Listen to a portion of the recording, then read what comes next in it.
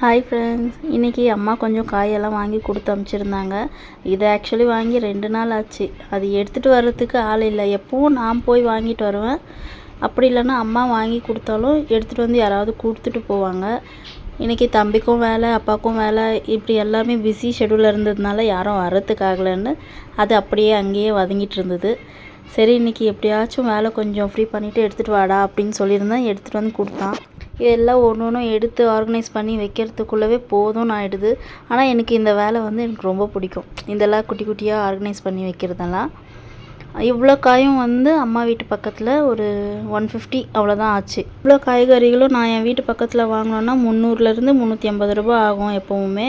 அதனாலே நான் அம்மா வீட்டு பக்கம் போகும்போது அப்படியே வாங்கிட்டு வந்துடுவேன். அங்கே எனக்கு 200 வச்சேன்னா இதோட கொஞ்சம் கீரையும் வாங்குவேன். அதோட தக்காளி, பூண்டு, வெங்காயம் இந்த மாதிரி எல்லாமே எடுத்துகிட்டு வந்துடுவேன் அங்கேருந்து. எப்போவாவது ஒரு டைம் நான் வாங்குவேன், ஒரு டைம் அம்மாவும் வாங்கி கொடுத்து அனுப்புவாங்க.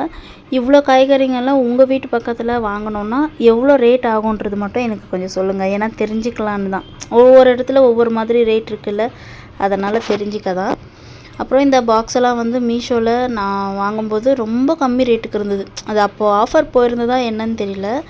அதுக்கப்புறம் எப்போ இன்னொரு செட் வாங்கலான்னு பார்க்கும்போதெல்லாம் ரேட் அதிகமாகவே இருக்குது.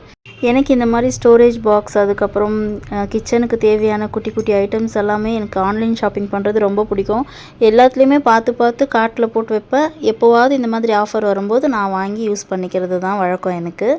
நான் இவ்வளோ வெஜ்ஜிஸ் வாங்கி வச்சுருக்கேன், ஒரு வாரத்துக்கு நான் இவ்வளோலாம் செய்வேன் அப்படின்றதெல்லாம் நினைக்காதீங்க. ஏன்னா இவ்வளோ யூஸ் பண்ணவே முடியாது. எனக்கு இது 2 வாரத்துக்கு வரும். Weekly twice Wednesday, Sunday non veg தான் ஃபுல்லாக. மற்ற இருக்கிற நாளில் பொரியலும் சாப்பிட மாட்டாங்க, கூட்டும் சாப்பிட மாட்டாங்க.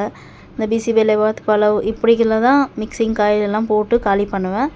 மற்றபடி 1-2 காய் வேஸ்ட் ஆகிறது வழக்கம் தானே நமக்கு. வீடியோ பிடிச்சிருந்தா லைக் பண்ணி சப்போர்ட் பண்ணுங்கள். தேங்க்ஸ் ஃபார் வாட்சிங்.